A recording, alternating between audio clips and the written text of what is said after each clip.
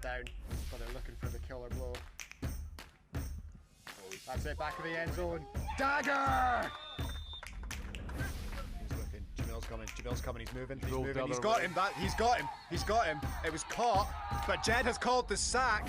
Incomplete. He called the sack. It's 2 points to the Hammerhead. An unbelievable sack there by Jamil.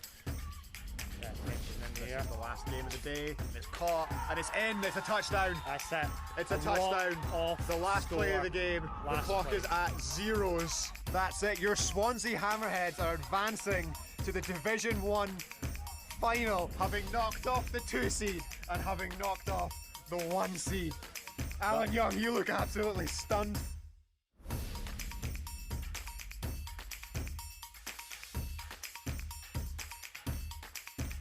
What do you mean by live? Genuine live? Yes. We're broadcasting. Hello, radio!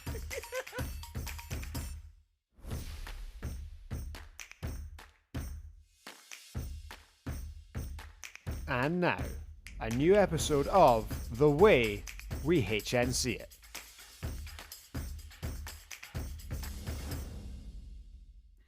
Hello friends, welcome back to another episode of The Way We HNC It. It is a delight to have you with us. I am Bez. I am your humble host to take you on this journey around flag football landscape. And as ever, I am joined by my partner in crime, Mr. Tree Anderson.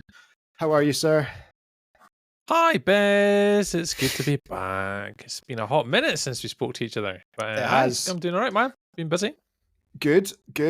Yeah, you certainly have been busy cooking on the football field. I see from all the results coming in. It has been I wouldn't go that far, but has been a little while. It's been all right. It has been a little while, and yeah, I got to play football the weekend, Tree, for the first time since week 1. I was gonna say you've been a little bit busy this year, Bez. You've been a bit preoccupied with other stuff and things. But yeah, how was your weekend in the sun in Stirling? You get a suntan? I got a red suntan. I don't think I was the only one. And yeah, I sat and I watched Gary Elliott take a sun cream out of his bag, and it did not cross my mind once to be like, oh, that's probably a good shout. And you know, I got burnt. So wear sunscreen, kids. Like, come on. That was a rookie mistake from me.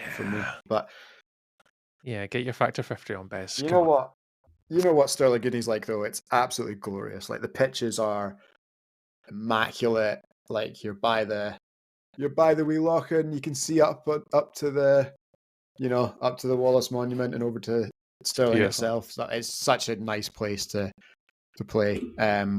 Good place to play football. I agree. Yeah, but I mean, to be fair though, Bez, you did not a bad job. You did Aberdeen proud at the weekend, Bez. We had up in Ellen. So yes, I heard first time on the brand new pitch at Ellen. So you did a whole Aberdeen Oil Cats football club proud because, mate, I don't think this is the best weather I've ever had in Aberdeen, like ever. Compare Mud Bowl from like 4 or 5 years ago or whenever it was to there. Oh my God, man. It was beautiful, barely any wind, gorgeous. Oh, it was mega. And the pitch was incredible. So, what a bliss weekend of football we had, Bez. Yeah, at suntan. Yeah, I think we all had it. The Gingers suffered. Yeah, that brand new. We're playing on that the final week of the season. The brand new pitch at Ellen. You'll love it. Massive shout out to the Meadows. Those of you that were listening to the show last year might have remembered my definitely mild-mannered rant about having to talk to, I think, 14 or 15 different venues before someone said yes to giving us a patch of grass. This year, went back to the Meadows and they gave us a brand new 4G pitch at the first time of asking. So it saved me genuinely weeks of work trying to find a place to play flag football. So shout out to the Meadows. Hopefully, I'm glad everyone had a good time. And I'm looking forward to playing on that pitch myself. I've got a very nice run in. I've got a very nice run home of pitches, Tree, because the Premiership has obviously in Stirling just there. The next weekend, our side of the Highland Division and the North are heading to Peffer Mill in Edinburgh. Another glorious good one. Another glorious facility right underneath Arthur's Seat. Beautiful pitches, great facilities. And then we'll be back up on the brand new 4G in Ellen to end. Is that your the running? Year. That's the running. And then hopefully, let's go. Touching wood, hopefully if all goes to plan, then I'm assuming we're going to Platt Lane. I'm assuming it's still Platt Lane for the finals. So I haven't actually seen that written down anywhere though. Maybe I should ask that question. Where are we going? But I get that. I think so. Let's get that on the thing to talk about later. Is it Platt Lane? Are we going to Platt Lane? I'm not sure. But yeah, if so, then it's a solid run-in of pitches. So take those. Just hopefully the weather. Honestly, hopefully the weather was as nice as what it was at the weekend. Obviously, it's brutal today, but easily the best Aberdeen American flag football game day I've ever had for weather. It was gorgeous, mate. Could not have asked for better. Well, that's good. Up until that point, I think the best weather I've ever had playing a league game in Aberdeen was, I think, the first flag football game I ever played. We played the Sabres and I don't know. At that point, it was still like 3 divisions in Scotland, so I can't remember who the other team was. But and it was glorious. It was like 20 degrees, like it was not much breeze, and we were inside Oriam. It was like the absolute best day, and we were inside ASV. Sorry, not Oriam. We were inside ASV. Oh, because we were the first game day of the year as well. So we're like it's April. Should book inside just in case it's still miserable, like it's still winter hanging on. And it was like that first like perfect hot spring day. And we were like trooping our way inside. It's just typical. Yeah, just typical. You always think like, oh, we'll book it for the winter. The autumn is going to be a bit horrible. Then you get to it's like, oh my god, it is the best weather ever. We could have saved when so we do much winter money league. And it's like gorgeous outside. It's always like for everyone, for all the moaning about how cold Oriam is, it is normally a nice day. That's like Mud Bowl. Like that's how the Quake come about being indoors. Probably is like, we can't chance it this time of year. Then you just have absolute gorgeous weather, and you're like, we could be playing outside in the grass and having a lovely time and saving ourselves like thousands of pounds. It happened once though. It happened once, and that's it forever, forever. That's it enough. That's enough to do it. Yep. Yeah. I mean, to be fair, last year was chaotic though. Like that with the weather warnings. With the weather, yeah. Last year I would say it's probably a close. What would you Mud Bowl is the worst, and then last year's Quake is the hardest one to deal with. Last year's Quake, I would say, the hardest one. Last year's Quake was the hardest organizationally, because the Mud Bowl was actually just like, okay, it's raining, but everyone's here. So we're just going to get wet, and then it was just like we're not going to. It's a bit wet, miserable. We're not going to play the final because we know who's won. Let's just call it. Last year was like, you're waiting on like the police opening roads. So like, the venue going, yes, you can partake in from football action this weekend as some sport. And like that was the one where we've got you're balancing like what you can do with people flying in, people on flights. That it's actually easier to get to Aberdeen by plane from the south of England than it is by driving from Dundee and like all of that kind of stuff. So have we got a date for a Quake? No Quake this year, unfortunately. I don't know if that's still breaking news or not. I hadn't heard of it. Yeah, no Quake. That's the first I've heard of it. So no. I think I've spoken to some people who have asked me directly, but no Quake this year. Financially, it's a big heavy burden. So we're taking the year off. But hopefully back again. The following year, like we're lucky we've still got a really good kind of relationship with ASV and all that kind of stuff, so they're quite happy with us. They get it. So when my urge to organize a tournament comes back, I'm sure the group chat of keen volunteers will be revived. Wait till we get to a conversation starter soon, Ben. You got bigger fish to fry. I think apparently in a moment I with the reaction you got today. Fries. I did. You do. Quake. Quake. Don't need that small fry. No, the Quake is certainly large enough for me. So the news. There's been a whole bunch of stuff going on, and I have kind of tried to remember most of it. So let's do some news, and I don't have the jingle. Damn it, I don't have the jingle. So we can't do. Well, we can do. I know what we can do. I know what we can do. We can.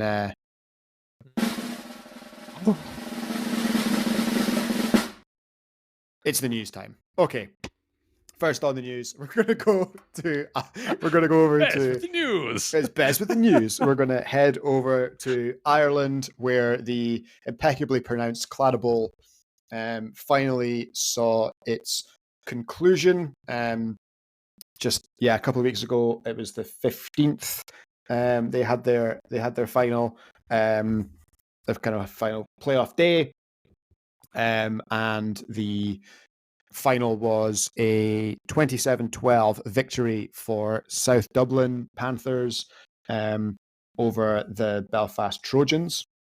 So congratulations to both teams, obviously, for making the final. Congratulations to the Panthers for becoming the first ever Irish women's national champions. Woo! I think both of those teams are heading over to Flagapalooza later in the year. I know certainly the Panthers are. Let me have a very quick scan. Both of those teams are coming over to Flagapalooza later in the year. So anyone attending that event as well will get to see.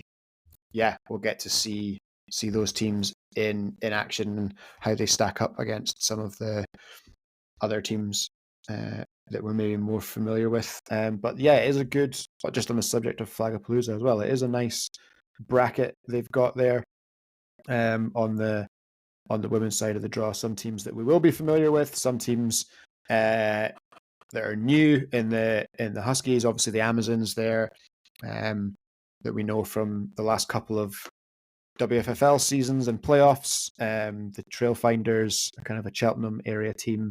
Cheshire Huskies and also Flag and Ball Z have a mercenary team in. So depending on who they pull in, it could get pretty exciting pretty quick. So keep an eye out for that. But of course, obviously, the big news in Ireland was the Panthers and their Claddagh Bowl triumph. So well done them.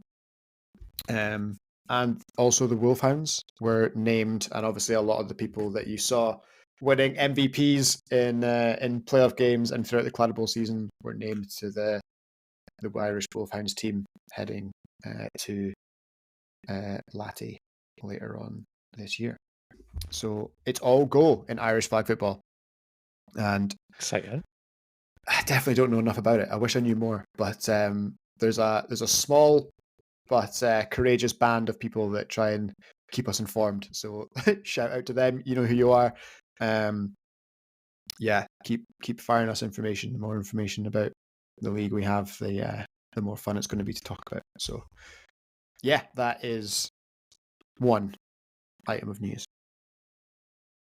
Well done, Bez. Well done. Nailed it. Great. Item number 2. Oh yeah. It may have now been buried under notifications. However, the GB team, obviously, we've seen the men's team earlier this year. The announcement of the women's national team heading to Finland is imminent. So we're really looking forward to bringing you that and bringing you some content around that. Obviously, they've had a very busy kind of warm-up schedule heading out to Prague over King Ball weekend and all that kind of stuff. So we're really looking forward to bringing you that news as soon as we get the green light from the powers that be. So keep an eye on on both the BAFA page and our page so that we can get excited about it, because it's not long. It's like 2 months away. End of August. We're going to be all eyes on the Olympic Village in Finland for the biggest world championships ever in flag football. Really exciting, man. I can't wait. That's not often I get excited for flag, at this level. Like locally, play for your own team, HNC. Yeah, cool, fun, friends.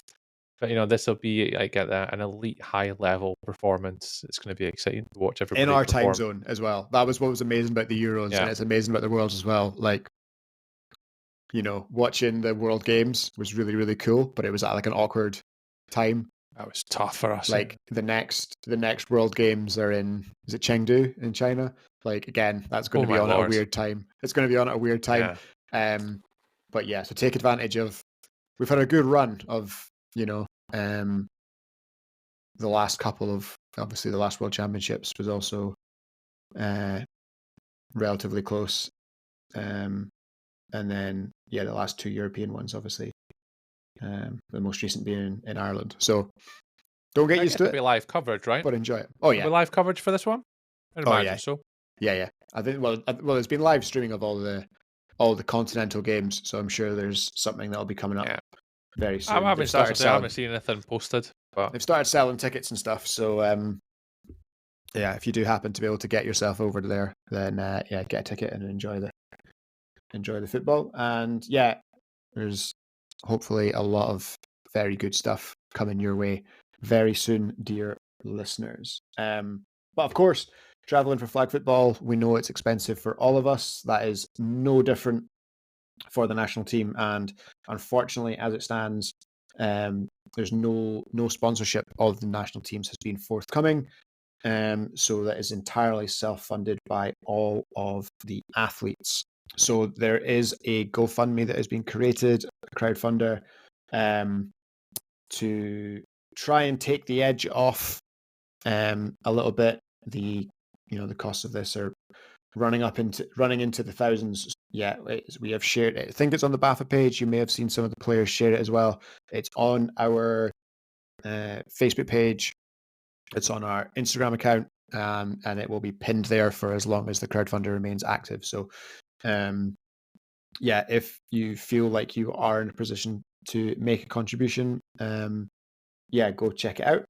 And if you're not, sharing it with your network is always useful as well. The more eyes on it, then hopefully the more chance to get picked up. And we may even find a sponsor. So please check that out if you have a couple of minutes. It is just I will right now. I'm going to pin it right now to the top of our newsfeed. I don't know how to do that, but I'll have, by the time this airs, I will have worked out how to do that. So I thought it was going to be easy, but it's not. So by the time this goes out, that'll be pinned to the very top of our newsfeed. There you go, done it. And hey, it will not be that difficult to find. So will we be announcing the squad? Same as the men's? I am sworn to secrecy. I don't know when the official announcement will be made. But when it is, we will have excellent coverage of it. Nice. Yeah. So look at us. So keep an eye out for that when it comes out. And right. I feel like I've definitely missed probably a major piece of news, but I honestly, there's a BAFA convention coming up that does include flag. Is it? Oh, the coaching thing. Yes. I read about that the other day. Yes. There's a couple of sections for flag specifically. That came up in the news. Cool. The new chairman. Did we speak about the new CEO? No. Director of BAFA. You're right. We've got Chad. Come on, Ben. Sorry. I mean, I told you. I mean, Tree, it's been. That's why we're together, though. That's why I'm the BAFA representative. You are. So I'm meant to, public relations. You are the official spokesperson for BAFA affairs. Thanks. Yeah. So new CEO Chad Elhertson. Sorry, Chad, if that's not how you pronounce it. New CEO Nicole McCulloch, chair of BAFA, did the kind of introductory press conference, and that was way back on the 10th of June. So I feel like it's kind of been gone now. But there's a member of the wider American football community that, to me, I've never spoken to him. He's obviously from the kitted side of the community, but he provided some of the most hilarious commenting that I have ever seen on this post. So, Luke Hextall, I fully salute you, because a lot of the comments on that, well, not a lot of them, but there was the occasional comment on that post that was like, Chad doesn't know anything about American football. And Luke just dived in and ripped the absolute piss out of it. And I was giggling myself. That was a good day. It was a good day to be scrolling my phone, looking through comments. But yeah, Chad, welcome. It's a big job. It's not a job that many people would relish. But yeah, obviously he has a good track record of running a governing body that represents minority sports. Has been to the Olympics. Good experience. Go for it. Like that. What you got to lean on? Experience. That's what you got to lean on. Yeah, that's exactly what we need. So yeah, well, I'm looking forward to seeing, I guess, how the State of the Union in 12 months looks. But yeah, certainly felt like it was time for a new direction. So hopefully that's what we get. Yeah. Well, a friend of the show, Lewis, had one of my favourite comments from that post that triggered people. He gave me a good little giggle. Thanks, Lewis. Was that not His like, was good luck, you're tremendous. fucked, or something like that? Basically, good luck. You're inheriting a lynch mob community that doesn't want to be pleased with All want right. and bolt and capitals. That gave me a good little giggle. Yeah, there was a lot of. I love you, Lewis. That There was made my day. a lot of very, very good comments on that. I had to go back and find that. So Nah, you'll be fine, man. Like, I mean, anyone who's got experience, you know, whether it be, I think it's handball and swimming, yeah, I think is his experience. The thing is, it doesn't really matter, like, what sport it is and what the sport they're doing, but the running of a business and a running of a governing body, a lot of this stuff is replicable between disciplines. Financial, security, sponsorship, marketing, logistics, safeguarding, legal. No matter what direction you go in, a lot of the stuff is quite, you know, representative of each discipline. And we're having an Olympic sort of experience, a sport that's in the Olympics. I mean, that's only going to help, obviously, flag specifically. I think it'd be great in that role. No, fair play, lad. Good luck. Yeah, agreed. Like, I don't need him to explain his offensive concepts. Like, I need him to provide steady governance of the sport. Yeah, you know, that's exactly it. But then, where does that then leave flag? We're going back in full circle then, Bez. You know, with the whole like, where's flag going? Who's going to govern it? We've not spoken about that in like, I don't know, been a while, a couple months, 2-3 months. It's been a while, and I've not heard anything about next season, about the plans and developments for how we get better. Because right now we're just I feel like we're still going through the motions. You know, we obviously don't get to see the things that's going on behind the scenes. I had this thought the other day about, like, I think it was the end of June that they said that the winner of a tender would be announced, which means there's what, 3 days to go, 2 days to go. Even if that slips, like, or maybe it was just they were letting the winner know this week and then they were announcing it in July. I can't remember, but it was around this time that they were going to start announcing stuff. So we should hear something soon then. Yeah. Okay. Which would be cool. We'll keep our ears to the ground for everyone. We'll keep our ears close to the floor and see if we can hear anything. Yeah, we will. Let everyone know. Yeah, we will. So yeah, that's a good segue. Let's talk about the state of the league. Oh, what a segue, Ben. It's almost like we do this like almost regularly. Like we've done this a couple of times before. So, Div 1 or Div 2? No, sorry, Premiership or Div 1? Talk about it. What do you want? I mean, Prem, I guess, is the best place to start because it is the elite level of our sport. Yep, okay. Right. So, yeah. So the Prem, since we've last been on air, we've had 2 game days. One of which was a big cross-conference game day. And obviously back into divisional play over the weekend just gone. I completely missed out on cross-conference gameplay, so I don't have a huge amount of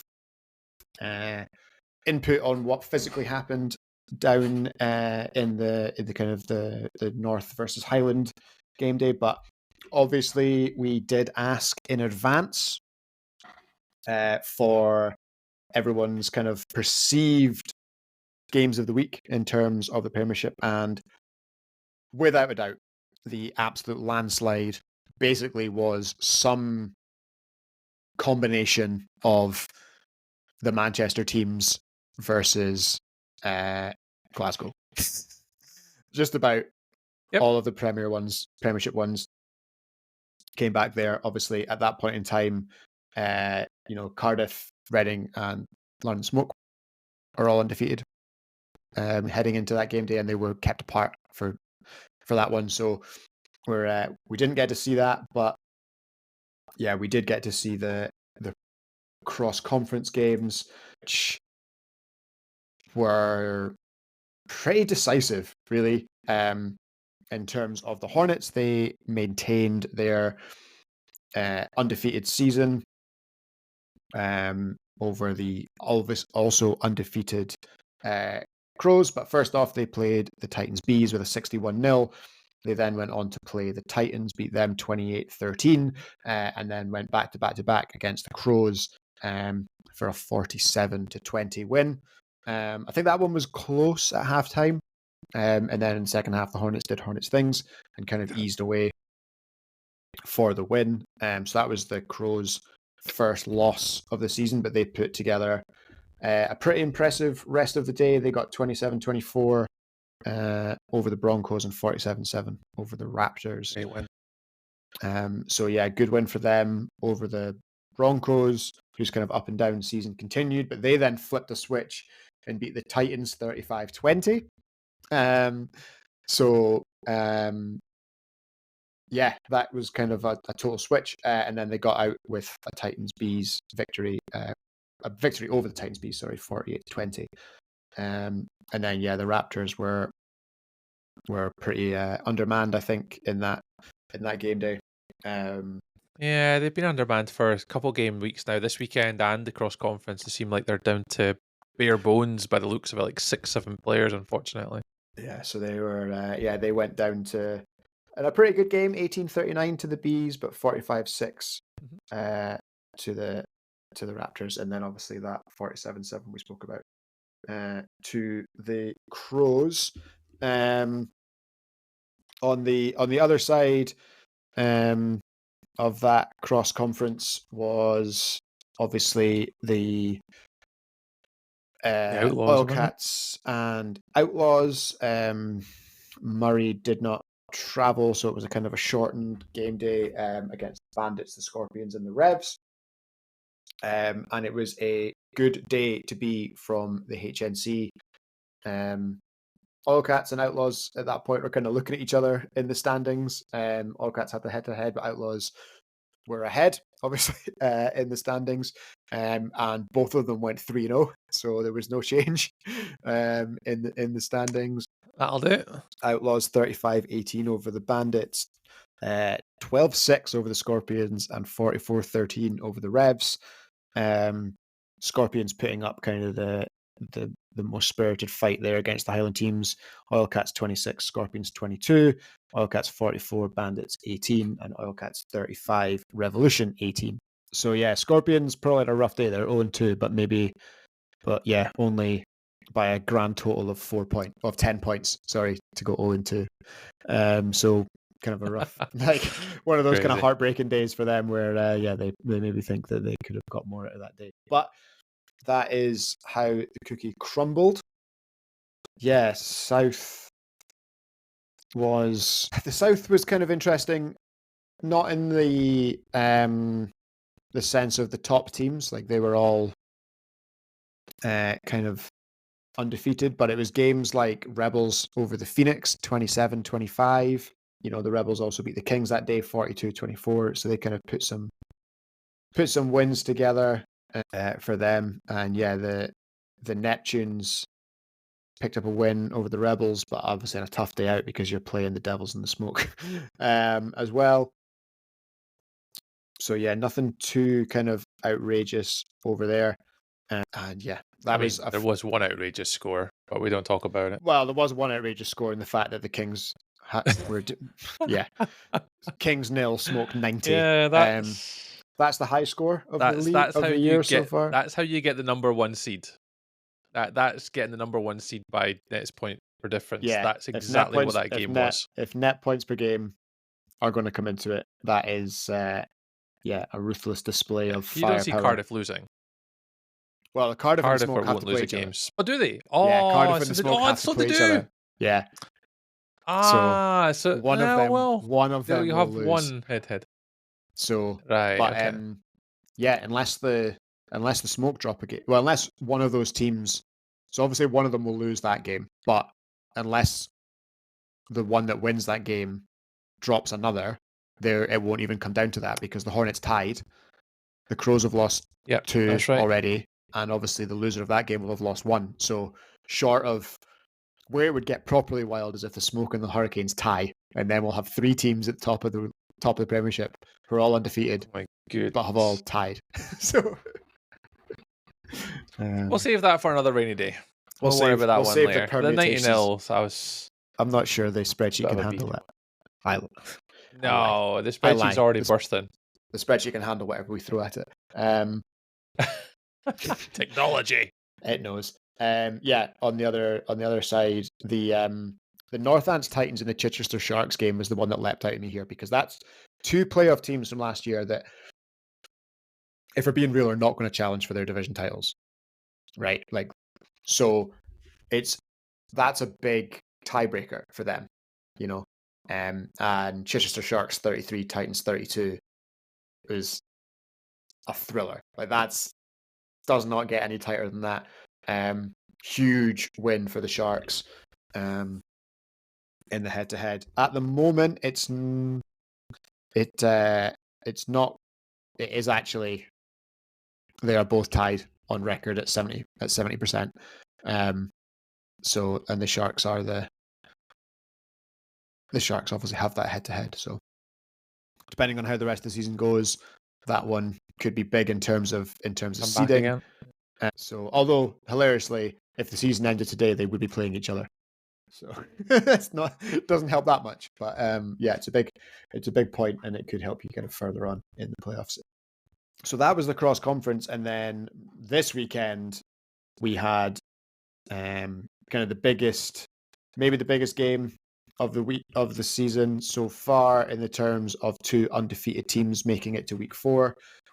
Between the Devils and the Smoke. Unfortunately, the Devils were fairly undermanned, so they dropped to the Smoke 47-24. Obviously, they're division mates, so there will be a rematch of that later on. And yeah, I guess we'll all be looking forward to seeing how that handles. But Smoke stay top, undefeated. Chat with some of the guys at the Flash. I think they're maybe on QB3, QB4.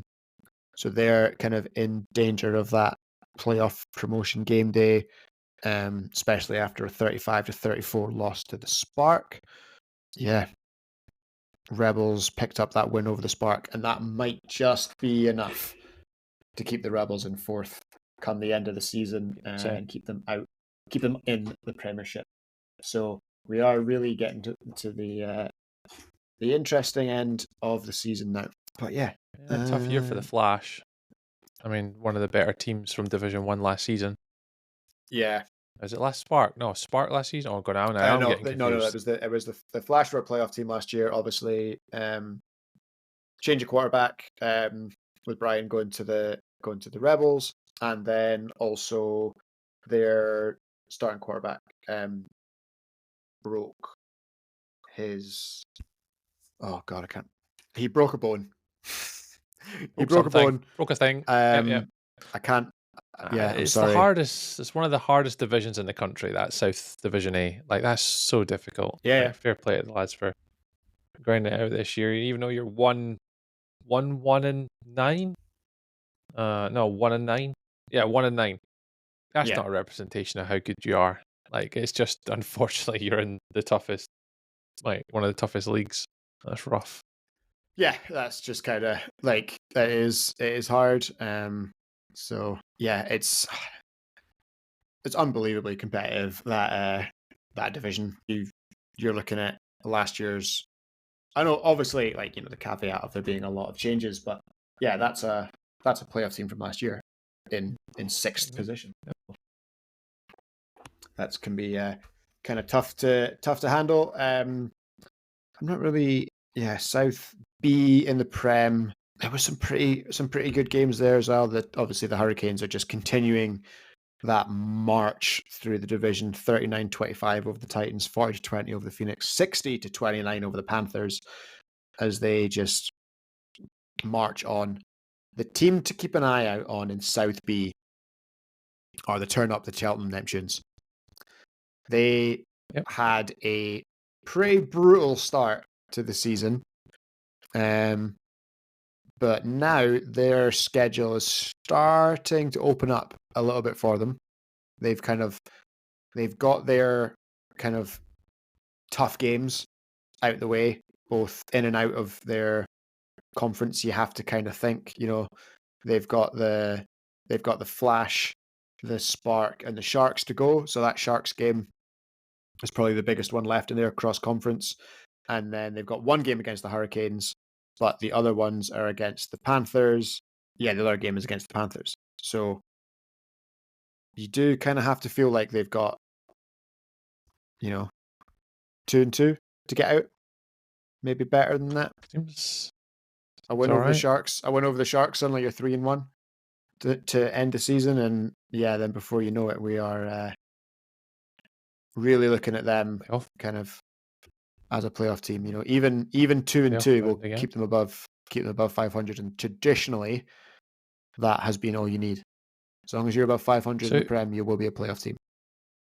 Remind me, Bez, who beat Swansea in the playoff relegation thing again? It was Cheltenham, wasn't it? Cheltenham did, and the Keynsham Kings did. Yeah, that just kind of cements, like, I know obviously Swansea are having an absolute stellar year this year, but the Neptunes obviously deserved it. They're playing really well. They're in playoff contention. They're sort of mid amongst all teams. Obviously, they're sticking it to these Prem teams. So fair play to the lads for so the Neptunes were bottom of their division, or second bottom of their division last year with the Cowan Cougars. Cowan Cougars are no longer around. Tunes got the results they needed on the day, stayed up, did a bit of recruiting. Obviously, kind of Jay who played for the Kings last year, and Ash, who's a hammerhead from last year, are with the Tunes. So yeah, they're currently sitting at 6-5. They go 2-2 the rest of the way. Easy does it. 8-7. Happy with that. Steal an extra one, and then things get pretty exciting pretty quick. It's spicy at that point. I love it. Yeah, for sure. So a lot to change, I think. I think they're the one to maybe keep an eye on. I think they're currently the 12th seed. Looking at the teams kind of below them, and we'll do the full rundown in a bit, but looking at the teams below them, I'm not really sure who I'd pick to pass them unless they melt down. So yeah, I think they made a little run. So that was the thing I noticed most about South B, was kind of like who's going to come and challenge for that third spot and maybe third playoff spot in the division. Yeah. In the North, we got the rematch that we'd all been waiting for. Crows and the Titans after a 6-0 game. Yeah. Would it be another defensive slugfest, or would it all change? If I told you that it was 6-0 after 40 minutes of play, and then after 80 minutes of play, there had been almost 90 points scored in total, would you have believed it? But the Crows lost to the Titans 40-42 in an absolute ripper. Titans turned up this time in a show of offensive firepower from two teams who were kept quiet in the first game. The Crows, obviously, by 4 points, win the season head-to-head on aggregate. So they will maintain the top of the table should the two teams be tied on record at the end of the season. At the moment, that will not happen, but yeah, thriller there. And also big result for the Scorpions. Having kind of a tough season, the Scorpions, as we spoke about earlier, just dropped a couple of points, just dropped 2 games by a couple of points to the Travelling Highland teams. However, they did pick up a win over the Bandits, which, it's that win is probably keeping the Bandits away from the Cheltenham Neptunes. So that with that win, the Bandits would be bang on 500. They would be, within a half game of the Neptunes. But as it stands, they are pretty much a full game back from that playoff spot now, and they do not have an easy run in, the Bandits. They're going to face Glasgow, Grangemouth, and the Raptors in the next cross-conference game. And then obviously they'll have to finish their season kind of obviously in division, where they still have the Crows to play, and the Scorpions again. So not the easiest run in for them. Certainly not. No, they got a lot of competition going. But again, that's the challenge at this level. Is everyone's good and competent. It's going to have to turn up on your best players, come prepared, come with at least some sort of preparation, to stick it to these guys. They're very, very talented, very, very good. So, that's it's good though. Exciting football ahead. Leading into the playoffs. Who's gonna get less playoff spots? Who's battling for relegation, Bez? Who wants to stay up? I mean, it's not auto relegation, unfortunately, but who's going to put themselves in a position to maybe avoid it? It'll be all right. Yeah, it's everyone's good, right? Like, everyone's good. Some teams are very good, but everyone is good. The North's always an interesting one, because obviously the 2 Manchester teams do fully dominate. And it's taken a bit of time for them to catch up. You just feel at some point they're going to send, when they get ready to send a third team to the playoffs, that's when it will really start to kind of dig in the Bandits have always been there or thereabouts in the Highland Conference, because obviously the last couple of years 4 HNC teams have been going down. Yeah, it's nuts in the HNC last season, and it looks like it'll probably be the same this season. You're either in the relegation battle or you're a playoff team. That is how it works. So yeah, it'll be good to see how that shakes out. Obviously, HNC this weekend in Stirling. It was very sunny as discussed, and there were some pretty big games going on for kind of multiple reasons. Raptors and Distillers played each other for the first time. Neither team had a win going into that game, and it was 39 Raptors, 38 Distillers on a day when both teams were pretty severely undermanned. Neither team had what you would call their normal starting lineups, but that made for an absolute thriller in the end, because they were just 2 teams absolutely going at it. A good kind of defensive stand at the end for the Raptors, had them hold on to the win at the very end. The Distillers were driving, but the Raptors... the win doesn't count though, right? Just to throw a spanner. Does the win count? Yeah, it does. It does. It does. So okay. I wasn't too sure if the win would count. The weirdness of the Distillers situation is that they are automatically relegated, but their games all count. So if they win, it doesn't really matter for them, but losing to them is catastrophic. Okay. Right? Because it's essentially a friendly for one team, but competitive for the other. Because even if they'd gone 8-0, to end the season, they're going down. So they're still going down because they had earlier on the season. Because they missed their 3 games. So losing to them is basically catastrophic for any other team. But winning obviously feels good, but they can't save themselves now, unfortunately. Yeah, the other obviously kind of big games, we got the Broncos played the Distillers, the Raptors played the Distillers, so they kept pace 46 and 40-0 respectively to the Broncos. 86 points, didn't drop one on the way in, so good for their net points per game. They obviously consolidated that 4th position in the HNC, but they're only 2% back on the Outlaws, who tumbled from 2nd to 3rd in the division. They played the Oilcats and fell to them 35-19 Big game, that one. before falling 52-18 to the Hornets. And then everyone's favourite fixture to referee Oilcats 32, Hornets 39. And you know what? Game, I say that tongue in cheek, right? But actually, that game was fairly pleasant. Both teams behaved themselves, and I honestly do not say that sarcastically. Both teams behaved themselves. There was no real nitpicky nonsense. There was a bit of chat to the refs towards the end of the game.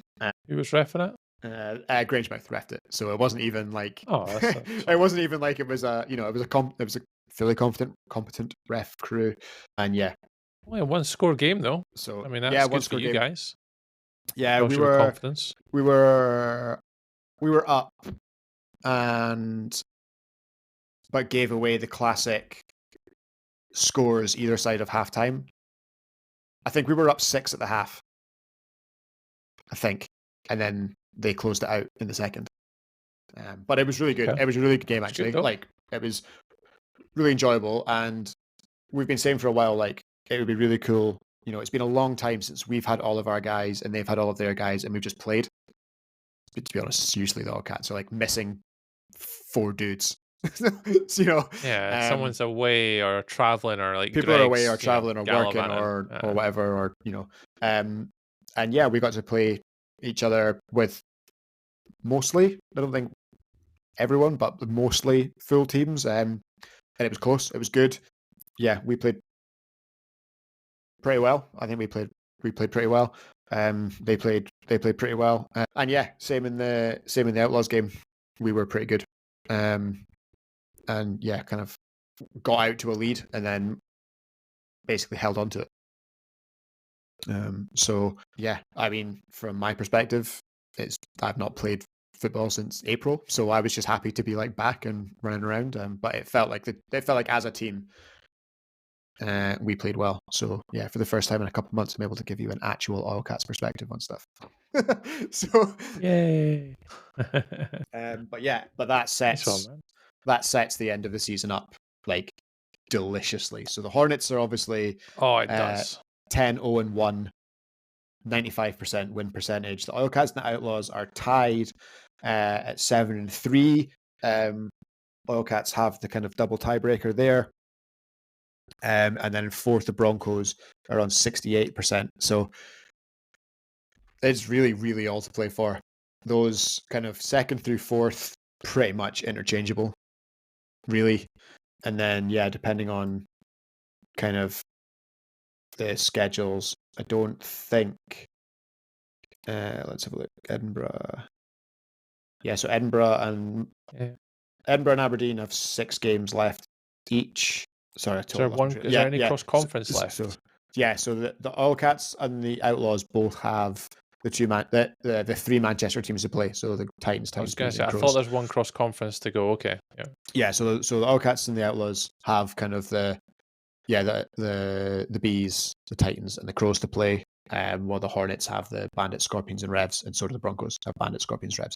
So you can get into like some pretty interesting permutations there, where from the Broncos' perspective, that tie is either like massive or the difference. You know, it's like massive in either direction, because they're going to be they've got a half game, so they're either a half game up or a half game back, depending on kind of any given circumstance. I think they'll be okay though. So I think looking at who's below them in the standings in regards to southern teams, they should be all right. I think that, like, I would go as far to say that unless like there's no Southern team that's going to catch them in the standings, really. Like, I you're don't think talking so. about like the Rebels or the Panthers having to go undefeated the rest of the season, and potentially the Broncos like lose out, and I just don't see it happening. Don't like, see it. So If the Outlaws, they're probably the one I worry about. If they go, they've obviously got a tough end of the year, like really tough ask. yeah, Well, they got Titans, Crows, Crows, Bees, Hornets, Broncos, and then their final day is they get a game against the Raptors, and then they go Hornets, Broncos back to back to end the season. I thought that, yeah, that's tough. That's a tough one. There's a couple wins still in there for them, probably more. I guess they'd be wanting more. The way they've been obviously playing this season, but yeah, they need to be careful. Their return, their last game of the season, the return leg against the Broncos is the really interesting one, because there's a chance that that's a half game. You know what I mean? Like, there's a chance that the winner of that finishes in the higher position, and all the difference that could make to seeding and stuff. So, given that is the actual last game of the season, I'm pretty excited for that one. That's good. Yeah. So yeah, that brings us to the overall kind of league standings. So the Smoke, the South A leader, are top of the league over the Hurricanes, up on net points per game. Obviously those two will play each other, so we're going to that will be resolved with a head-to-head. In third place, the undefeated Hornets, the Highland leader, and then in fourth place, we have the Manchester Crows. In fifth, the Reading Devils. In sixth, the Manchester Titans. Seventh, the Sharks. Eighth, the Oil Cats. Ninth, the Outlaws. 10th, the Titans of Northants. 11, the Broncos. And 12, the Cheltenham Neptunes. The group on the outside looking in are the Bandits, the Titans, Bees, and the Scorpions. 45%, 40%, and 40% respectively. Everyone below that is not eliminated yet. Well, I mean, some of them are, but not eliminated yet. Kind of the 30% club, but they would need an almighty effort and a bit of help now to get in throughout the last 6 games, which means our wild cards are actually not as exciting as they have been for the last little while. With only half of the cross-conference games played, they've kind of reverted to in conference. So we've got the Reading Devils and the Cheltenham Neptunes. The Manchester Titans and the Grangemouth Broncos. We've got the Chichester Sharks and the Northants Titans, and we've got the Oil Cats and the Outlaws. All the way down. All the way down to Manchester for them to play each other. Which would be, I'd feel bad for the Outlaws, because last year they did exactly the same. They went all the way down and they played the Broncos in the first round. So it's a long way to go to play guys that you play week in, week out. You spend the whole season with. So hopefully that changes a little bit. But yeah, that's how it is. I'm sure it will change. There's lots of games to go across lots of conferences. Lots of football to go. Lots of it. Yeah. Okay, Div 1. Div 1 is interesting. I'm going to start in the south, and time is pressing on, and we are limited by how much time we get on our new studio because I don't pay for it. So Div 1 this week is going to get a bit of a whip round, and we'll give it more kind of focused analysis when we get to the kind of preview show for the next weekend of the season. But down south, the Hammerheads, as was predicted by yours truly, have sealed their division championship with 1 week to go. They cannot be caught at 14-0. And the Coyotes are in second place at 7-4-1. And even the third place Gators at 8-5 will be unable to overhaul them no matter what happens the rest of the season. So congratulations to the Hammerheads on clinching that nice and early. So yeah, rounding at that division, Hammerheads, Coyotes, Gators, Falcons, Kings, and Frenzy. That's quite a good one with the top 4 teams all above 500. Good to see them all kind of playing well. The South A, the Bucks Wolves, dropped a shocker. Actually, I didn't see it coming. They dropped a game over the weekend in cross conference play, which was not cross conference play. It was not what I thought would happen. But hey, if we didn't play the games, then what would be the point? Yeah, sorry, it was in the cross conference play. They dropped one. These games are too close together, and I'm getting myself confused. I've totally lost the game. What to cross conference was a little bit further back. I've totally lost the game I wanted to look at. But yes, the Wolves 12-6 to the Gators. That was the one I really, really didn't see coming. And yeah, it's kind of cost them a little bit, but they did get their second win over VPP this weekend. So that's them with a double tiebreak locked up over their nearest rivals. So they are probably now a lock to take South A, barring absolute calamity. As VPP now need to basically get a full game up on them. The North B and the Midlands, their cross-conference weekend was the other way around, so they've just come off it, whereas all the other divisions were the week before. So it got super exciting because we got the Wolves facing off against kind of some of the teams that we've kind of felt like would be able to give them a game, because the Wolves have been absolutely dominant in that Midlands division. They've not quite clinched, but they're all but there again.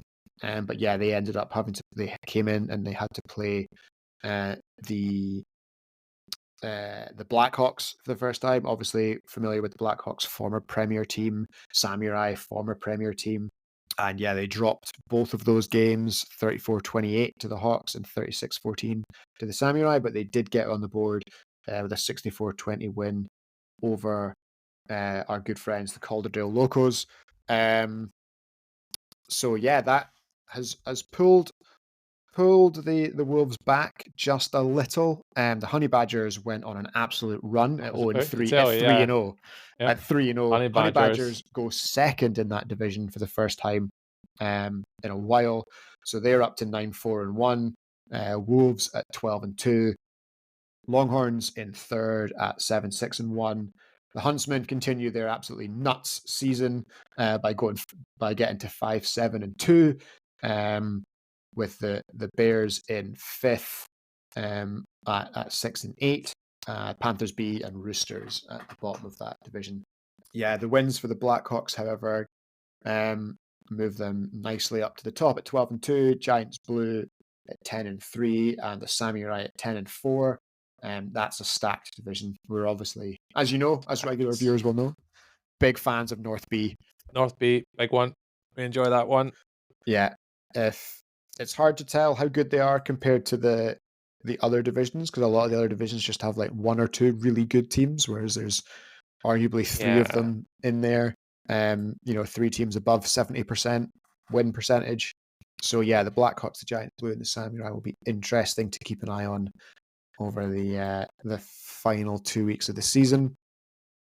North A, bad weekend to be a Viking. They went into last weekend in first place in the division. They have tumbled all the way down to fourth. Combination of injuries and lack of numbers, unfortunately, saw them severely down quite a few players heading in. Lost 3 games. So they're down in fourth, but the Centurions are holding strong at 10-2-2, with the Serpents at 10-3, just lurking there. They've played 1 game less, and they're just waiting for that. I'm assuming they still have 1 game against each other to go. So that could be for all of the marbles, to be honest. Yeah, they do. They play each other on the last day of the season. So that could be an interesting one. And of course, they've still got their cross conference. Have you played the Serpents yet? Yeah, we played the Serpents in the last cross conference game. Yeah, it was a good game. Good game, back and forward. Yeah, and then you're playing. You've got Border Cities to come, right? So we've got Centurions, Ravens, and the Buccaneers next. Okay, that's our next 3 sets a game, or 3 games in the next game day, which will be 2 tough ones. Centurions going to be a tough game for us. We're going to be a lot stronger than what we were at the weekend, so hopefully we go in a little bit more prepared with numbers. And the Ravens, that'll be probably what determines the end of our season, probably.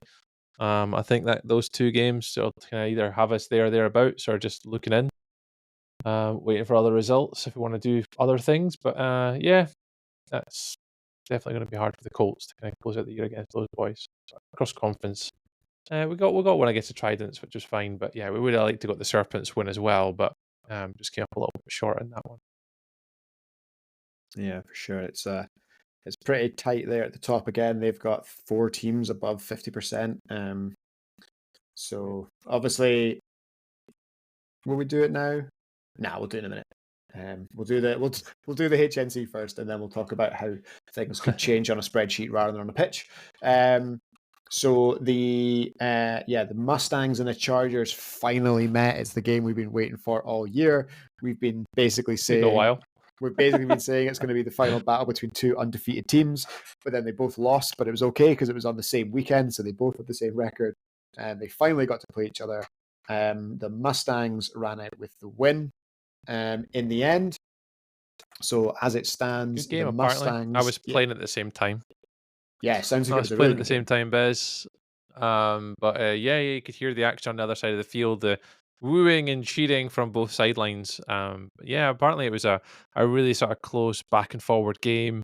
Played in good spirits. I heard it was actually a really good game. They both sort of sidelines were well behaved, and I say the Mustangs eventually just run out winners in the end. What was it, 32-25?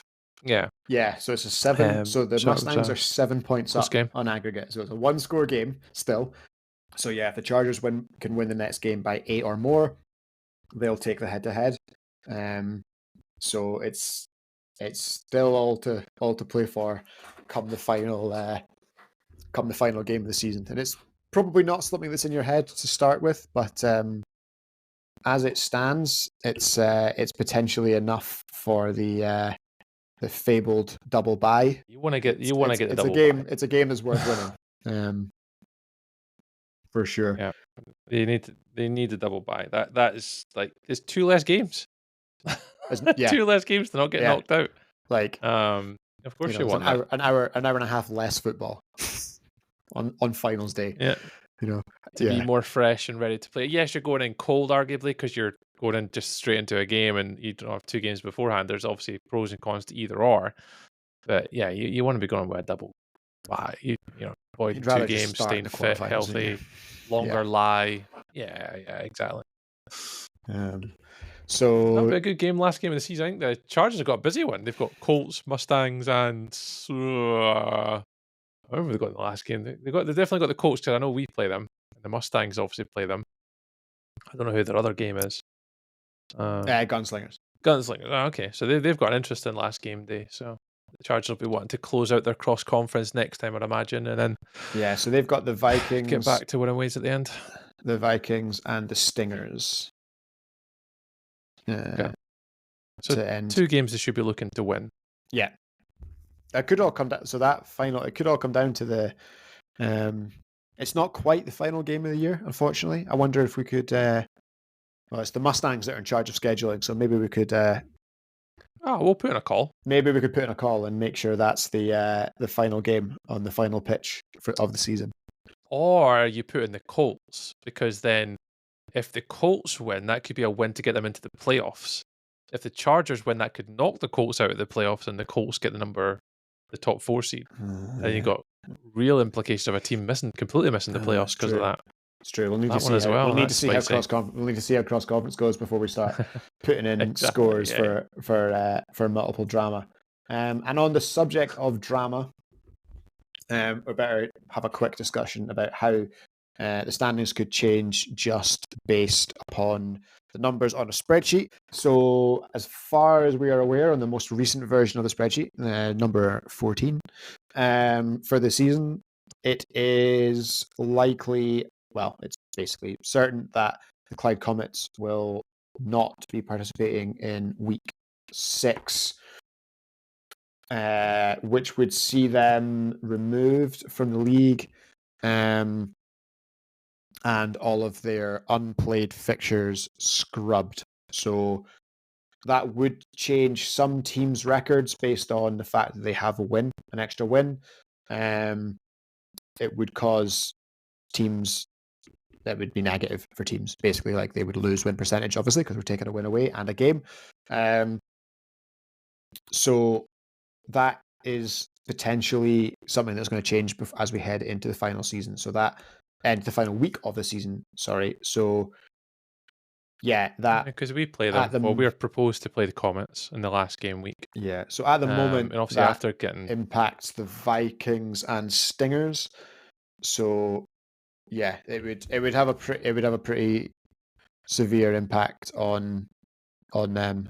So yeah, we'll have to wait and see how that goes in terms of how that would impact the ties from the abandoned cross-conference game day. I think they'll stand, but as far as I'm aware, there's been no announcement of that. But to me, it seems logical that they stand, just because there's a lot of other teams that didn't play each other that weekend that also have ties.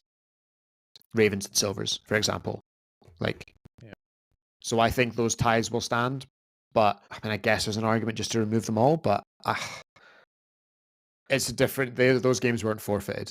So they, inverted commas, happened. Yeah, they were there in the venue. Both teams were there. It was an agreement not to play. That's different than not turning up. Yes, agreed. So I think in the records, those ties will stand. They should do. Yeah, well, who knows? Who knows? We'll cross that bridge when we get to it. What's Chad say on it? You know, Chad, we need you to adjudicate on some nitty gritty rules in Division 1. Yeah, we need a Giga Chad decision. That's what we need. Yeah. What do you think about Section 7 in the rules as pertaining to flag football, Division 1, Highland, and North A? Yeah. So shout out to the Gunslingers as well, by the way. First win, the Gunslingers they got their first win of the season. First win ever. First win ever. Yeah, and they're getting better. So looking at the way they played the weekend, defensively, offensively, all through the day. Sned was amazing, by the way. He was getting picks everywhere on the field. But he's a veteran, wily player these days. He was playing well. So the lads done well. Well done to a lot of them. Really good. Really good. It's been a long time coming for them. So yeah, congratulations to the Gunslingers. Hopefully the chicken wings are extra tasty next time you're out. Oh yeah, because they do the little chicken wing thing, don't they? Yeah, they do their social. Oh, their chicken wings are going to taste so good. Victory wings for the Gunslingers. So congratulations to them. Yeah, and that brings us the standings, which you can see on the blog. So the Hammerheads, obviously top number 1 seed as the South B champions, undefeated. In second place, we've got the Mustangs as the Highland leaders. In third, we've got the Blackhawks as the North B leaders. And in fourth, the Waveney Wolves, Midlands leaders. Bucks Wolves in fifth as the South A leaders. And the Centurions in sixth as the North A leaders. So the best of the rest are the West Lothian Chargers and the Serpents. So they would also get the bye as the top 2 teams that did not win their division. So the wildcard teams are the Giants Blue, the Samurai, VPP, Honey Badgers, Coyotes, Gators, Colts, and Ravens. Yeah. So yeah, that gives us some okay wildcard matchups. We get the Giants after starting 0-3. We get the Giants. Take that. We get the Giants Blue and the Ravens. So that's 2 teams that won't have played each other this year. That's cool. Well, won't have played each other ever, I don't think, with the Ravens because they're brand new. We get the Leeds Samurai playing the Grangemouth Colts in the wildcard round. Yeah, baby. We get VPP and the Gators, which is obviously kind of in the kind of wider cross conference, so they'll play each other this season already. And the Honey Badgers are now up to 12th, so they're going to get the Cardiff Bay Coyotes, which is a matchup that feels unlikely to have ever happened before. I don't imagine so. So unless they played in like another like local bowl tournament southern thing. Well, I guess they could have met in finals previously, but yeah, I don't think so. Cardiff Bay Coyotes are relatively still new to this league. They're maybe 2 years old, 2 years old. So yes, I think I can imagine they would have probably that would probably be a fresh fixture. However, it is tight. So the Vikings are the 17th seed, and they are outside the playoffs on a head-to-head with the Ravens. Otherwise, they're tied. The Silvercats are less than a single percentage point back on the Ravens in the 16th seed. So they're 18th. And what's nuts about that is that's a game that is tied. That was a tied game, a game that was rained off. So that could have been, we could have had an answer to that question, but we're not going to get it. And then head-to-head now against the Silvercats by 1 point, 2 points. I think we've got the head-to-head against Silvercats now, the Colts. Yeah, you will. Yeah. And then there's a slight... I don't know how much we beat them by the weekend. Can't remember. Yeah. And then there's a slight error on my spreadsheet. If you can imagine such a thing. So the Sharks be in at 19th, and the Falcons and Longhorns are tied in that 20th spot. And the Warthawks, the 22 seed, are the final team above 500. So 22 out of 39 teams have a winning record, which is pretty cool. And that gives us the promotion games as well. So we've got the Raptors, the Mustangs, the Chargers, and the Colts, I reckon, would be playing for promotion in the Highlands. That one's obviously pretty easy, 2 up, 2 down. However, with the Distillers being auto-relegated, I've given the final playoff spot to the third place team in Div 1, which is the Colts, because that's what happened last year when Dunfermline went down. That's what happened last year, so I've done the same again this year. That's right, yeah. So it guarantees a Div 1 team in the Prem next year. Yeah, there will be one team promoted at least. Promotion in the North, the Scorpions and the Revolution are the bottom 2 teams, and the Blackhawks and the Centurions are the next best North teams across the divisions. It's mad how like Leeds Samurai and Sheffield Giants Blue miss out because it's just so like ridiculous for the league structure. So they both happen to be division leaders, which is nice. That's not necessarily the case. You can win a division and not even be in the promotion game. So they are looking, Blackhawks looking at bouncing back straight away, and the Centurions obviously looking at making the Premiership for the first time. Down south, the Spark and the Flash up against the Waveney Wolves and VPP. And then south be the Kings and the Phoenix. Would be playing the Hammerheads and the Bucks. That's Wolves. juicy.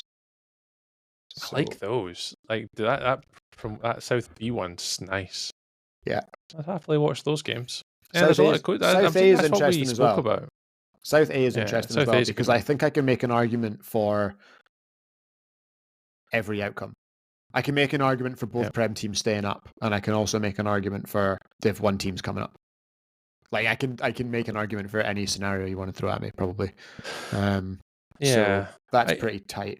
North, I think at least one of those teams comes up. And then the Highland, obviously, we know. It depends who the Raptors bring as well. Yeah, I think I was about to move on to the Highlands. It really depends who the Raptors have got come the end of the season. Like I'm pretty much out of that game day. Like almost 100%. I don't know if the wife will let me 4 days after the birth of a child. I'm not sure I'll be allowed out to play. But we'll see. We'll see what happens. But yeah, I'll be interested to see who the Raptors bring. But the Mustangs and the Chargers, they'll be buzzing, man. They'll be looking all year. They've been like super competitive. They'll be looking to pick off the Raptors, the two of them. And then we'll just try and pick up what's really interesting about that game is like they obviously have to play each other. They do, yeah. Right.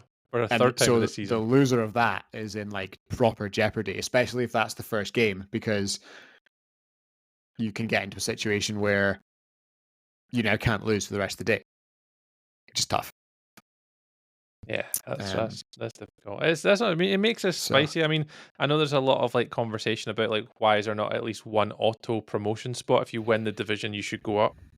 I get it, and it's an argument where it used to be auto promotion, but this does lead to, at least for fans of flag football, not the team that wins the division, but everyone else watching in. It's fun for us because we get to kind of watch it and see it happen. Eh? Yeah. But, it led to, who was it last year? It would have been obviously Raptors, Distillers. Who was the other two? Killer Bees.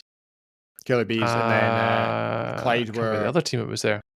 Clyde? Dunfermline. It was Clyde, and Clyde came 5th in the Prem. Dunfermline were auto relegated.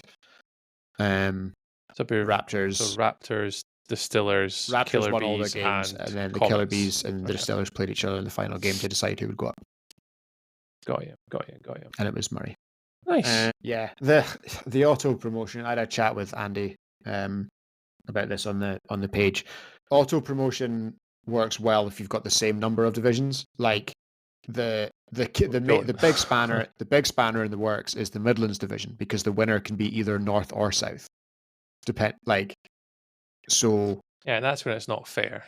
Yeah, that's when it gets weird. So at the moment it's Waveney, who are a south team.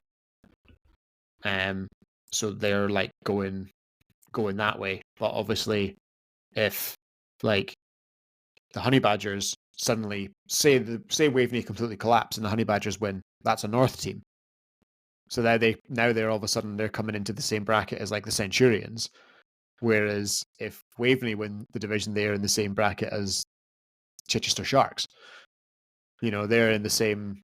Not the Sharks are in that promotion, but they're going into the same division as the Sharks. Whereas, yeah, so I think there does need to be something. If there's ever a situation where they're feeding into, there's the same number of Prem divisions and Div 1 divisions, yeah, auto, straight up, straight down, easy, happy with that. But as long as there's going to be any like uncertainty over win percentages and stuff, it surely is better to just make the teams play. And I know that makes the HNC different because we do have one up, one down, like it is one division up, one division down. But then you're getting into, well, it's one rule for them and a different one for them. It's one rule for us and different one for them. And again, that doesn't really sit well with me either. Yeah, like I would much rather it's like irritating for one division than there's a different rule for the rest. 8 divisions, exactly. And 2 divisions have their own rule. But I think this also allows us to. It's not just the benefit of getting it all promoted. It's also for the benefit of the club that are going up. Like, you don't want to go up and then get absolutely pumped for the whole season, lose all your players, get relegated, don't make the end of the season, and then you find yourself back in Division 1. Like, what did you gain from getting promoted? Is it much more fun to win in Div 1? Yeah, you might lose in the promotion relegation, but then you stay down because like you're not quite that level, but you retain players, you maintain fun, you keep the costs down. There's so many different elements to it that, yeah, there'll be teams that'll be wanting to get auto promoted, and I get it and I hear them, but at the same time, it's also protecting the league as well from, yeah, and I think teams. The protecting the league thing is interesting as well, because it's like you want the Premier, like there's nothing to say definitively that every second placed Div 1 team is better than every 5th placed Prem team. Yeah. You know what I mean? Like, so you have to protect the Premiership as well. Like that's supposed to be the pinnacle of the sport. And yes, it does no one any favors, like you say, someone coming up and getting beaten by 50 every week, but it doesn't do the teams putting 50 on any favors either. As a curveball to you, Ben, this kind of leans into this question then. What if you made the Prem slightly bigger, like an extra team per division? So you do get your already a 4 gap. teams' ability to get in. I know there's already a gap, but then that allows you potentially the auto promotion thing to work more effectively because there's more spaces to go into. It's like the unintended consequences thing, isn't it? It's like thinking about it right now, how it would work right now. Like I think that's daft right now. Like because you wouldn't do it right now because the gap between the top of the Prem and the bottom of the Prem as it is very wide. It's You too know, far. like we had a Premier League game where it was 90-0. Like that was the thing that happened, right? That's the thing that happened. And so, like, did the smoke offense get any better that game? Probably not. Did the Kings defense get any better that game? Probably not. Right? You know? No, exactly. So, like, I don't think so. Like, just adding an extra team in, so there's extra spots. Like, who's to say that wouldn't be 95? Like, But then that justifies though the reason for the promotion relegation yes, game day is true. That's what I'm saying. That, like, would you? No. So that then justifies the reason for having this promotion relegation to determine the better teams who are going to keep that competitive. yeah, For everyone I'd on agree, board and for because like development. So that's what I'm trying to get to. if you can't beat the fifth team, if you're losing to the fifth team in the division, even if it is in a single game, if you lose that game, and say there's a point in it, like fine, like maybe you could make an argument that you'd be competitive at the lower half of the division, but like if you're losing that game, you're probably not going to compete with, you know, the Londons, the Cardiffs, the Glasgows, the Manchesters of the world. Unfortunately, not yet anyway. No, and that's where you see, if you look at it. So you take the Swansea Hammerheads. Do you see them competing with the teams that are fourth and above? Yes. Yeah, probably. Do you see? I don't know if they'll win the games. Blackhawks. I don't know, but they'll be there and be competitive. Same with the Blackhawks, for example, or VPP, and I think the interesting one is like the Colts, like Colts versus Hornets. I mean, Jesus God, man, that would just be a bloodbath. I'd like to think we could do all right offensively and score, but man, that's exactly what you're getting to. If you look across the board, what do those matchups then potentially look like? And then you already identify that gap potentially for some teams. You know, the Kings against London Smoke. What was it? 90-0, you said? Yeah. Would the Hammerheads do better than that? Arguably, yeah. Potentially. Who knows? It's all hypothetical.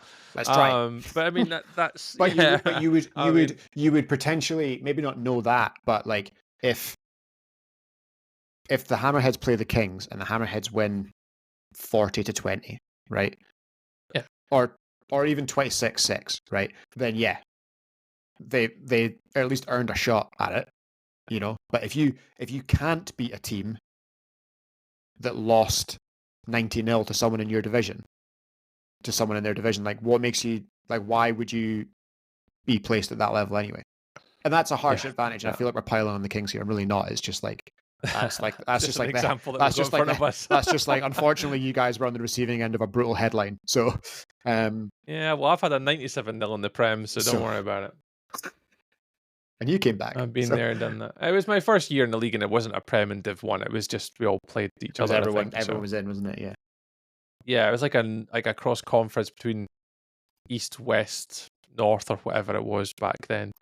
Who knows? But Division 1's electric, man. Electric year, a lot to still play for, and yeah, I might make the playoffs, Bez. I might be able to come join you at Platt Lane. We'll soon see. I didn't expect us to win at the weekend. To come up with 2 wins is a bit of a magical weekend for us. So I might get to spend some time with you doing Platt Lane. Fun. I think I should be allowed to go to that one. Because that's September? Yeah, I should be alright for that one. I think I'll be alright. I think I'll be allowed out by then. We'll see. She doesn't listen to the podcast. I'll be alright. She won't hear. You'll be fine. And she's in her bed. It's like late tonight, so she'll only hear me. It is a late show. So we'll make it very quick. And as we're talking about the discussion, we're talking about the league structure. I threw out I threw out an opinion piece today on the Facebook page. So this is not part of your own personal way the HNC at tender process, no? No. Just to confirm, no. You'd be surprised how many people have asked me. I think most people are asking me tongue in cheek, but to make it very clear to you all right now, and for the absolute absence of doubt, the way we HNC it did not tender for the NFFL organization. Right? To be fair, it would be a lie to say that people hadn't asked questions of us, but we did not put a tender in. Nah, you're all right. The way we HNC else can do it. Did not put the tender in. So there you go. So yeah, I wrote. I created a little fictional universe where travel around the UK is cheap and easy. The trains are on time, the hotels are clean, and the food is delicious. So that is the major caveat of the kind of the blog post that I wrote. I mean, can I tell everyone what you told me, Bez? Yeah, go Because for it. it made my giggle. So you messaged in the group chat, and his words, guys, was, "I've created some content." I was like, "Okay." I have decided to ignore practical reality. I was like, "Oh God, Bez, where's this going?" He's had way too much free time. What have you done? And this was the output of it. It was very interesting, and it's actually quite logical. Practical reality is overrated when it gets in the way of a good story. So basically, yeah, the output of this functionally is essentially just the European Super League idea applied to flag football. Okay. With a bit more common sense. So for those of you that follow soccer ball more than I do, that was a few years ago. Was that a couple of years ago last that year came or to the year fruition? before? I don't know. People got really annoyed because they did, yeah. the best or the richest 6-8 teams in Europe were like, we should just have our own league and just play each other all the time and make loads of money. And everyone was like, no, boo. And I get it. I get why they were like, no, boo, to be fair. I do understand why they were upset about it. But that was the idea, was basically get the best teams together and make them play each other every week. Now, I understand there was shady business dealings and lots of corruption involved in that. So in this one, hopefully no corruption. All I did was I split. So I ranked the entire NFFL. Everyone from the London Smoke at the top to the Berkshire Renegades at the bottom, just ranked them based off of, so Premiership teams, 1 to 24, and then kind of beyond that, the 40 teams below that are Division 1. So I then took every Premiership team with a winning record and drew a line under them. And then the Premiership teams with a losing record, so under 50%, and the Div 1 teams with an above 50% record, and put them in a box. And then the Div 1 teams with a losing record in the third box. I made 0 adjustments for geography or the feasibility of actually grouping these teams together. It's literally just based on your record, this is where you are. Okay? A lot of caveats. I think you quote that travel is, remember, in this world, travel is cheap and easy. Yes. I think that's your caveat here. Yes. Yep. So I don't care if things are far away and it wouldn't work, and it literally wouldn't work the way I've written it. That wasn't the point. It was an illustrative example. So in this vision, top tier of the league is a national league. So we've got London, Chichester, Cardiff, Reading, the 2 Manchester teams, Northants Titans, Cheltenham Neptunes, Hornets, Allcats, Outlaws, Broncos. That's our top 12. They are currently our playoff teams. They go truly national Premiership. There's then, I think it was 34 teams kind of in that middle bracket, and then the rest in the third. So we go fully national. We're saying that you would do a double round robin of those 12 teams, so 22 games over 6 game days. So same game days as there is now. In order to make that fit, though, we need to have 2 super weekends. But Bez, what is a super weekend? I hear you say. Well, dear listener, a super weekend would be games on both days of the weekend. They would be held somewhere, probably near an airport or a big kind of transport hub that's easy for everyone to get in and out of. And you would play 3 games on one day, 2 games on another day. And that would clear out the average, the average number of games you had to play. So basically, you're probably playing 3 games a weekend every time, except on the super weekends where you play 5, you play a 3 and a 2. And it's a league, basically. Like, I don't know how you score it. Maybe you just do like 2 points for a win, 1 point for a draw. Maybe you do 3 points for a win, 1 point for a draw. I don't know. If you forfeit a weekend, you're not removed from the league, but you're deducted points. I don't know. Like, something like that. If you want a playoff series at the end of it, we can create a week 7 and do a playoff series for the national champion. Relegation, again, Don't know how you I work think we that one said out. this though. Like, Some kind of don't do playoff. promotion. Don't do playoff. Like, we're not doing March Madness best. Like, winning you're done and losing you're out. You know, it's like you're the national champion, like a Premier League of football. Well, this or is my thing. soccer, Like, but of flag. if you're top of that table after 22 games, you are the best team. Yeah, exactly. You don't want to March Madness like you Like- turn up, you maybe quarterback hurts a finger in warm up, and then you're done for the And then year. it's done. Like, Yeah. nah. You win. Say you win. Say you go 20-2 or whatever. And the team in second are 18-4. And then, someone gets hurt in a warm up, or their bus is delayed, or they're going on holiday with their family, or whatever, and all of a sudden you're no longer the national You don't want champions. Relegation exactly the same. Didn't really put too much thought in it. You would need some way of up and downing it, but again, for the reasons we discussed in the way the league is set up at the moment, maybe you do need a playoff. So that's where like a play-in tournament. Again, and then or maybe the way like the Scottish football does the Oh yeah. where like they Championship, kind of Division 1. play each other, and then eventually they get to play a Premier League team. I don't know, something like that. So the bottom team's relegated automatically, but the second from bottom go into the champion. They play the winner of the promotion playoffs. final. Yeah, But they play the winner of the playoffs, which that's it's a bit. That's how it works in the. I don't know how it would work here. Again, didn't really think about it. There would need to be a mechanism. Obviously, what the mechanism is in this world, it has not been decided yet. So that's where we get to the regional championship. So this is essentially what we would think of as the Premiership or Div 1 at the moment. Teams split geographically. They play cross-conference. There's still travel involved, but not as much. You're playing people that are teams that are relatively near you. You get those local rivalries. You start to get a rivalry with your kind of cross-conference opponents. This is where the vast majority of teams would live, really. And for the people that are in there, you might, you could play your whole flag football career in here, and that's totally fine. This is just the way things are. You win.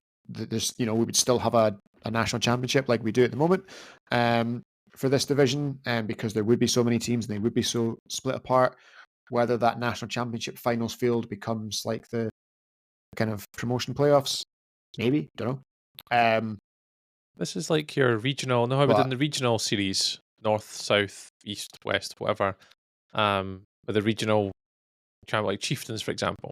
This is where this could allow you to have like the Premiership is like your elite athlete, GB level camps, stuff like that. Here's where it's like regional.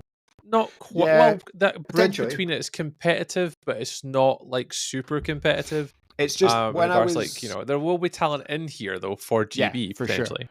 And when I was thinking about it, basically I was like, the gap between the top of the Premiership and the bottom of the Premiership is massive, right? But I don't think the gap between your average fourth place team in the Premiership and your average division leader is that big in Div 1. Like I don't think the gap, like, and that's why we've got the promotion relegation games, but I don't think it's that big. But the gap between the top of Div 1 and the bottom of Div 1 is equally vast. It's like, very so, but I think there's a middle of a sandwich there where a lot of teams are very close together. So it would be worth seeing what happens. Again, I don't know if there's any kind of promotion playoff how that works, but essentially, if you're in the regional championship, it looks like flag football looks today. There is just a tier above you and a tier below you. And then regional division 1 is the idea for like super local. Like we're talking maybe there's enough of a population, like it's a 5-a-side sport. You need like 10 people for a team to where everyone gets a rotation, right? Where everyone's happy. There's a couple of people play both ways. 12 is obviously the standard for international teams. We've got cities all over the country with millions of people. Millions of people. And we've said it before on the show. The fact that Birmingham doesn't have 12 people that want to play flag football is nuts to me. Like, Manchester could support its own little league. It basically supports the North Premiership. Just about, So we're talking things like Winter League, where they're so close together. It's just little teams that don't really want to travel very far. This is where your affiliates would come into. This is where teams that set up their second, third, fourth team for proper development would come and play. Yeah, and there's no cross conference. It's just wherever you are, and there could be dozens of these everywhere. How they then establish themselves to a point where they can go into the regional championship, again, didn't really think about it, not sure. The idea is just when you first set up your team and you want to go to game 1 of your brand new season and the brand new league you're playing in, let's not ask you to travel 150 miles to play. Because that's the reality of what happens right now. Like, that is the reality. Game 1 is almost always a long way from where you live. So yeah, would you just do central venue? Like, just imagine if we had a Scottish regional division. Would you want to do like Stirling, like 4 or 5 weeks a year? Like, would you want to go again, like north the population, and south, east and west? Yeah, like the population kind of, and the way it's split out in Scotland is different. Like, you would probably, there probably would just be like a Scottish division for that. Yeah, I was thinking if you did north, you're kind of, it's only really Aberdeen and Murray. And Murray's kind of that bubble team, and Silvercats are bubble teams, so they're pushing mid-table. So here at the moment, again, it's all hypothetical, but like you're looking south. There's been chats about it, and Friday Night Flag is kind of what actually happened in Aberdeen. But there's been discussions about a rec league for a long time. Just get 7 of your mates together and basically just on a Wednesday night go put some cones down. Even just internally with Oil Cats and Silver Cats and the women's team, and between yourselves. There's a lot of people that play Roughnecks that would probably be interested in that, but would never want to join the Oil Cats or used to play, or like there's a lot of former Oil Cats that we don't really see very often anymore. They're obviously still part of the club. They're obviously still welcome at training. They're obviously still around, but they're not BAFA members, so they can play in the league. But they'll come down to Friday Night Flag, right? No, if there was a Saturday rec league in Aberdeen, I would genuinely go up to Aberdeen on a Saturday and just join a bunch of mates for 7 guys, go play 3-4 games, and I'll see you all in a couple months' time. And that's kind of the idea behind what I'm saying here is I'm talking about absolute grassroots level. Like, if Edinburgh could support a league, Edinburgh gets its own league. Glasgow can support its league, Glasgow gets one. Stirling, Dundee, Aberdeen, whatever. Like, you're talking about like the epitome of the word local leagues. So that's why I'm saying in this kind of fairy tale land, the vast majority of clubs, the way we think of clubs today, are in that middle tier. But this again to my world, Bez. This is why I resonate with this a lot. This is basketball. You got the BBL, which is your British Basketball League for all the best teams. You've got your National Scottish League, which is all the best of Scottish teams, St Mirren, Edinburgh Kings, that type of stuff. And then you've got exactly what you said, local league.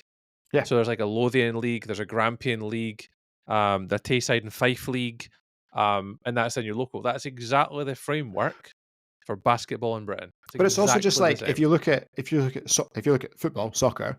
I live, obviously, to many people, you can look this up. I live in a little town called Granton-on-Spey, right? Between Granton-on-Spey, Carbridge, Cromdale, Nethy Bridge, and Aviemore, there's a little welfare league of 6 teams, and they've got 4 cup competitions and the league, and it goes on over the summer, right? And in theory, there's no real pyramid. Like, there's no way that they end up in the Highland League, really, right? They're never going to get promoted to the Highland League. Players would have to join a Highland League team, but that's fine, Like, they still play in the preliminary A round of the Scottish Cup. Like, in theory, they could still go on a run and get drawn like a Division 3 team, like a League 2 team or whatever. Yeah. But it's just trying to figure out what that would. Because I like the rec league idea, because then you could technically have players from your own club maintain and allow the opportunity for play. So you could have, say, for example, Aberdeen Silvercats, Oilcats. I know, would they be allowed to play in a rec league? Yeah. Well, if it's part of the same pyramid, and yeah. And that's the thing we had with local league in basketball, is if you were a national league player, you had to embargo either your top 2 or 3 players. They were not allowed to play down into local league. Everyone else could play down, that's fine, but you had to embargo players. So that's like, take Gary Elliott, Greg Sim, and Scott McDonald. You'd have to embargo those 3, but everyone else could come down and play local league, because it's just like recreational, local, Roughnecks, Silvercats, Oilcats, the uni, a high school. Yeah, who cares? Just stoating about, what to chuck a butt. Just play flag, like just get more folk invested to go. Oh, you really want to play? Come and join our national our regional program to play these teams. Oh, if you're really good, join the Oilcats and go play National League. If you can afford to fly and travel and want to compete to play in GB for the Olympics, that's your carrot on the stick. So that's kind of where that's kind of where the conversation, the comments ended up. There was a few people that were kind of interested. Paul and Dale Davies said pretty much the same thing, but with the idea that it operates like youth, where there's just tournaments and teams can just enter tournaments as and when they see fit, rather than being forced into that league where you're punished for not attending. Like if you know that you're lower league. So that would be like what we're calling regional Div 1. Local local Div 1, local Div 1. Local Div 1, which is like the lower one. Yeah, just tournaments. Just like get a team to host a tournament who can do it. Yeah, if you can enter it, then you enter it. If you can't, you can't. That's fine. Your top 6 results over the year count. Say there's 10 tournaments, your top 6 results count. If you can't enter one, that's fine. You're not punished for that. If you can only enter 5, that's fine. You're just not going to have as many chances to gain points. So you might not get to go to the big dance at the end of the year, but like whatever, it's fine. It's rec.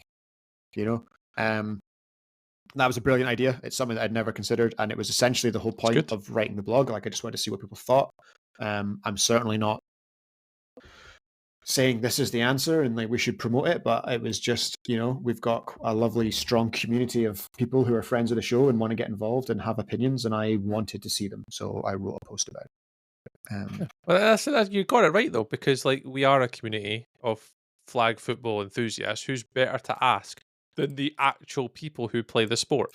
Yeah, exactly. What do you think would be beneficial? What would you bring advantage? And I think the rec league, like the amount of people I think you would get coming back to play, because there's less pressure, you're not going to get pumped, you're going to have a bit of fun with your mates, and you get to catch up with friends. Like I would love to come and hang out with you guys more, like just on a social element. Yeah. That's why I like the Quake. It's why I like going to King Bowl. It's the flag's there, but it's a social element of it as well that a lot of people still enjoy. So you might be like, could this develop into like an over 30s league, over 40s league, or whatever, to encourage recreational play of our sport in an organised fashion? It opens up so much opportunity to other things than just a competitive league. That's the conversations that we're after. Like that's the benefit of our own sport, and to have these conversations is what we should be all about. Yeah, for sure. So if you're listening to this, go have a look at the post. It's on our blog, or fire your opinions in the comments. DM us. Like I got a lot of texts. Yeah, get the PowerPoint presentations out. Yeah, get the PowerPoints, get the Visios, get the Excels out.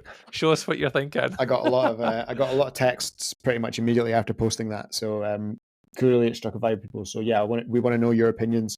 Go to the blog, go to the Facebook page. It'd be good to review them, Bez. Like if people have their own suggestions, we could even take the time to review them. Kind of talk through them as well, because we're going to need content soon.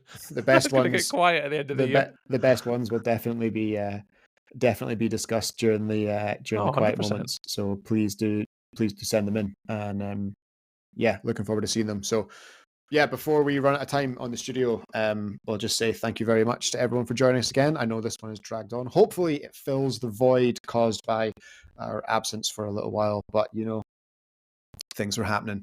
So we'll call it there. Thank you very much for being with us. It is goodbye from Mr. Anderson. Yeah, goodbye. Thanks so much, guys. I'll speak to you all soon. And it's goodbye from me. I am Bez. Thank you very much for listening. That is the way we HN see it.